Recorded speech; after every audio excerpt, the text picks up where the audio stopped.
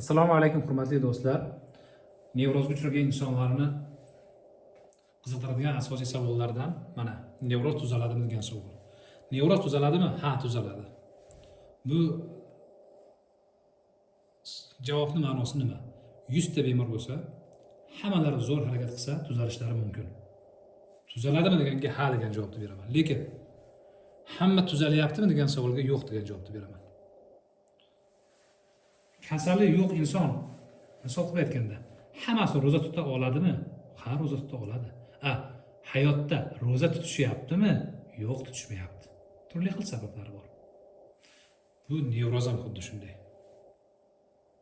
Mana bu ha javobining ma'nosi shuki, hamma sabablarni qilsa, har qanday odam nevrozdan tuzaladi. Lekin hamma tuzalyaptimi? Yo'q. Uning ma'nosi shuki, hamma shu tuzalishga olib boradigan sabablar qilmayapti.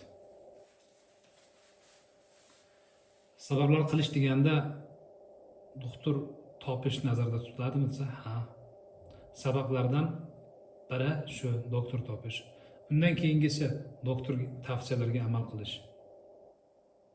Undan keyinchi doktor tavsiyalariga amal qilib, misol doktor bilan ishlash tugagandan keyin ham o'sha tavsiyalarga ma'lum bir muddat davomida amal qilish yoki sog'lom turmush tarzini mana shu tavsiyalarini hayotini odati qilib olish. Mana shular siz tuzalishingizga sababchi bo'ladi. Mana shular sizlarni tuzalish degan bir bekatga olib boradi. Shunday. Gapiradigan bo'lsak, gap ko'p. WhatsApp, Telegram nomerlarini qoldiraman. Adresim Istaravshan shahri, ya'ni Tojikiston Respublikasi, Istaravshan shahri.